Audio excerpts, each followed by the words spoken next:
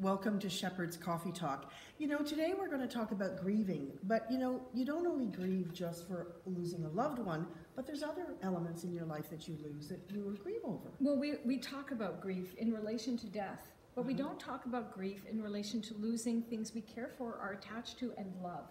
And that's why we wanted to invite Anne Debutte in today. Anne is a grief coach. She's a trained nurse, so she's got a great credentials, we could say, yes. Marlene, for talking about this subject. And I just got the shivers because you have such a beautiful, touching, sad connection to how this career began.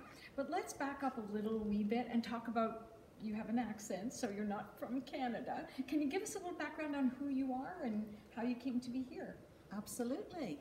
Fits in perfect with what we're talking about. I came to Canada because I was fleeing my emotions and the turmoil of going through a divorce.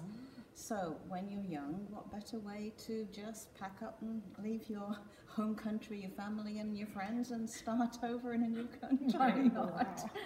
It seemed, when I was 25, the perfect thing to do. I thought my parents were going to kill me. Seriously, giving up your nursing career? It's okay, Mum. Be fine.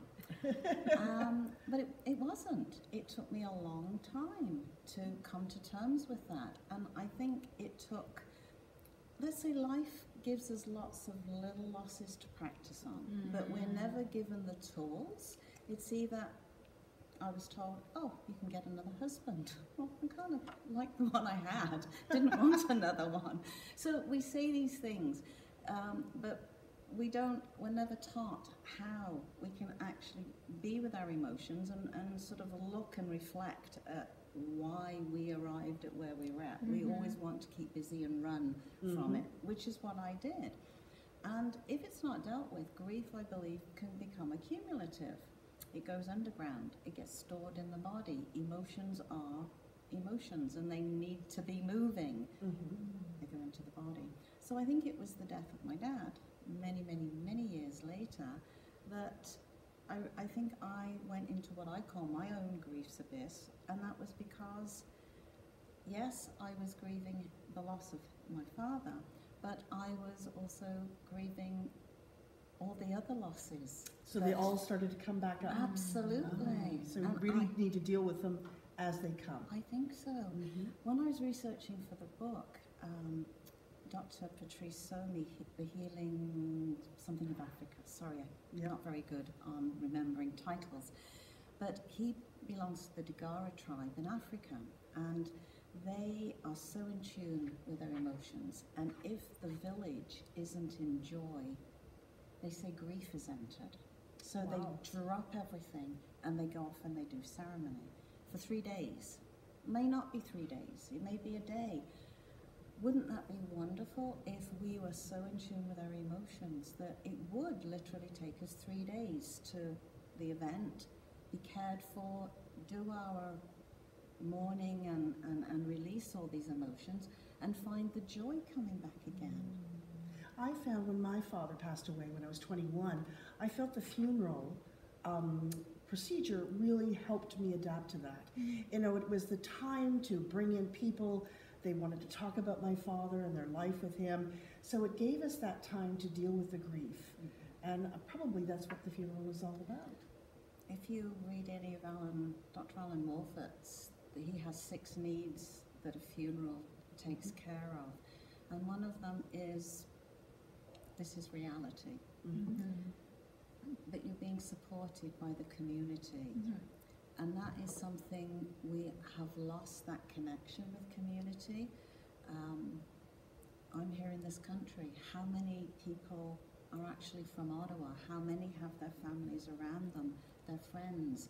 Your friends go back to work, your family flies in, goes back home, and then afterwards you are left totally on your own. So when you are grieving, the funeral is a place to actually be supported. And also try on the new title. If it's a spouse, then the widow gets to try on, on the widow. Come to more acceptance. But I'm finding people are bypassing that. Yes. they're deferring it. It's a celebration of life in a few months from now. Right. But the time is right away that they need that. That is it. And I swear at the next funeral I go to, I am going to allow myself to cry.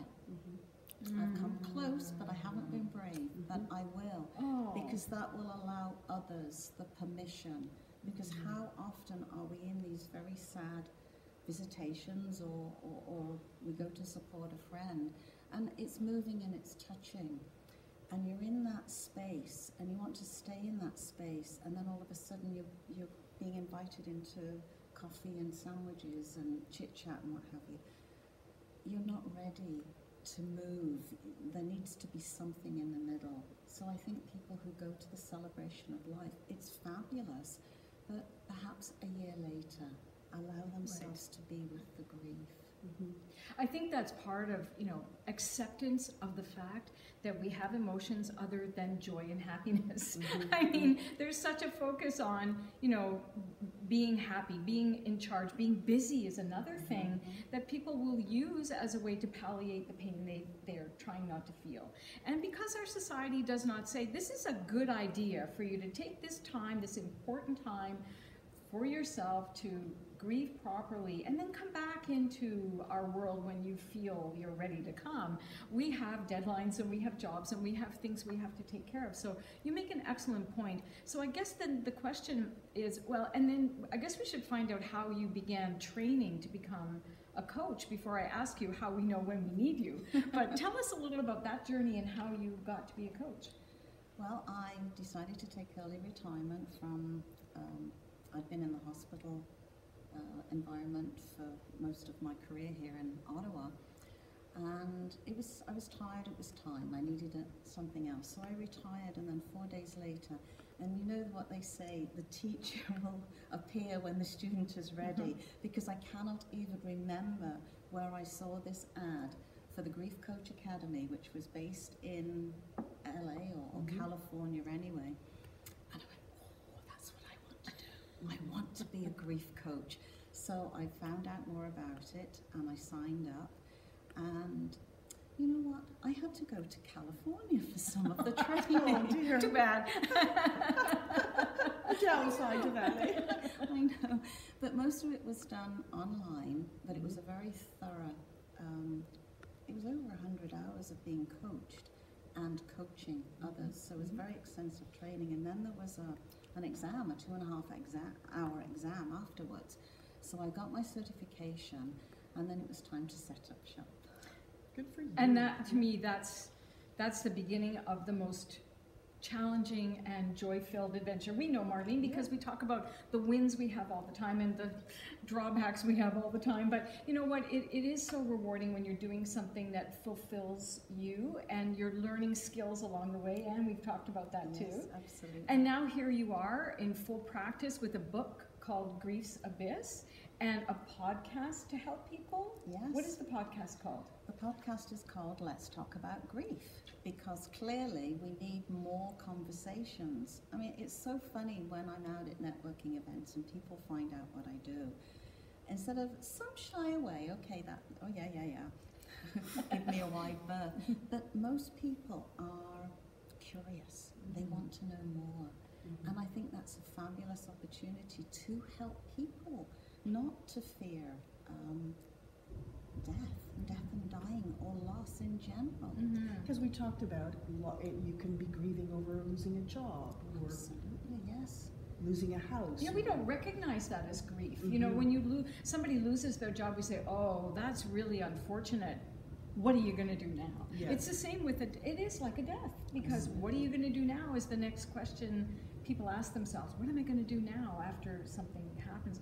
So how do we know? I mean, grief has its own course, and I guess we're all a little bit different in how we are with grief, but how do we know when we need someone like you, Anne?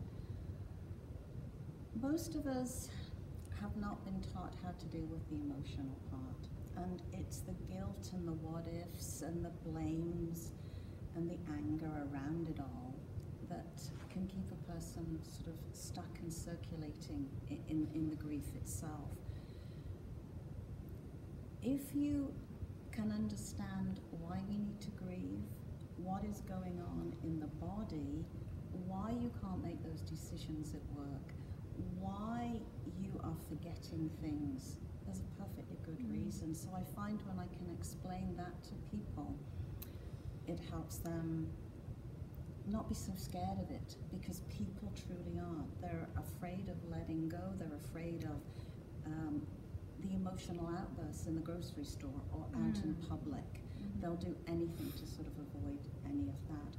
So getting back to your question, how do they know? Well, it takes a certain type of person to want to take action, to know that you can heal your heart. And I fully believe that you can. To me, as an ex-nurse, it doesn't make sense that the body would give us this turmoil, this emotional turmoil, if we weren't able to heal at some level. And I believe Elizabeth Kubler-Ross, and I'm trying to think of the doctor, she co-wrote a book, and it's actually called You Can Heal Your Heart. So I just love that there are people with MDs and more credentials than I that are saying this. So it's somebody that may be tired of being in this emotional turmoil. They want to know how to move on. Time will heal, yes, but it takes action. And sometimes it takes some support. Well, Absolutely. and I mean, this is a very deep subject, and we certainly can't cover it in 5 or 6 minutes. But are there like a couple of tips, people who are grieving now, that you can offer out? Absolutely. The best thing to do is to allow yourself to feel the emotion. And it might be something you get up a little bit earlier in the morning, especially if you're in the workforce, and start journaling and allow those emotions to come out. If you are at work and you're finding that you're feeling the emotion, it's the thought, the emotion, it's the thought, feeling, and the emotion. So if you can catch that thought and distract yourself, so that it stops the emotion from coming up, because yes, you're going to not want to, and if you're in a meeting, you're certainly not going to feel comfortable enough crying. But if you can stop it, but also say to yourself in that moment, thank you, I acknowledge, yes, I'll deal with you when I get home. You will find once you get, and please do, if you've told your body, we'll deal with this later, make time and get back to your journal. Find out what it was that triggered you to feel that emotion. What was it you were thinking? Your mind may have gone back to your loss. Whatever it is, journal and bring that out. Allow yourself to have a good cry. The tears and the emotional release is healing in itself. It's a good way to look at it. Tears are information, really, and a release, so it's so important. The tears, actually, they've discovered, can help release the stress. Perfect. So, It's like laughter. Yes, Yeah. it's much like laughter. so once you've had a good cry, you'll feel lighter. Notice that, and then put on a good comedy. So thank you for bringing up laughter. A good comedy, or having a good belly laugh afterwards. Yes. Yes, you're grieving, and you are going to think that this is awful. Yes. But I can remember a time when I had been in the grief over my father for a number of days.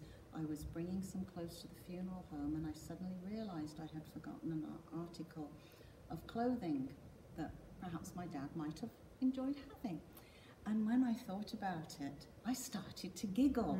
And I was giggling and giggling and giggling, and of course I'm thinking, this is so Disrespectful. It is. Oh my goodness. And then I kept thinking, but Dad would have really appreciated this. This was his sense of humor. And I could see the funeral people, they could see me. And so I went in and I said, oh, this is what I was laughing about, because I didn't want them to think I was being disrespectful. Well, in that moment, I felt tremendous guilt and judgment, all in those moments, because instead of laughing and saying, oh, that's really lovely that you have that laughter release, they made me feel like a bad person Ooh. just by their Ooh, actions. that's not to be unfortunate. judgmental on how people deal with their grief. That's a great point, and maybe a perfect note to end this conversation on, because frankly, it's an ongoing yeah. I mean, conversation, this and is thank you for bringing it to our table today, Yes. Anne. If you have questions for Anne, we'd love to have her back if that is something you'd like to know more about. Anne Debutte's book is called Grief's Abyss, and you can listen for her podcast, which is On iTunes. and it's called Let's Talk Let's talk about grief. Grief. Yes. Anne Debutte, she's brilliant. Thank you, and thank you. Thank you, Anne, Oh, for joining thank you. us. Have a Thank you, great day. ladies.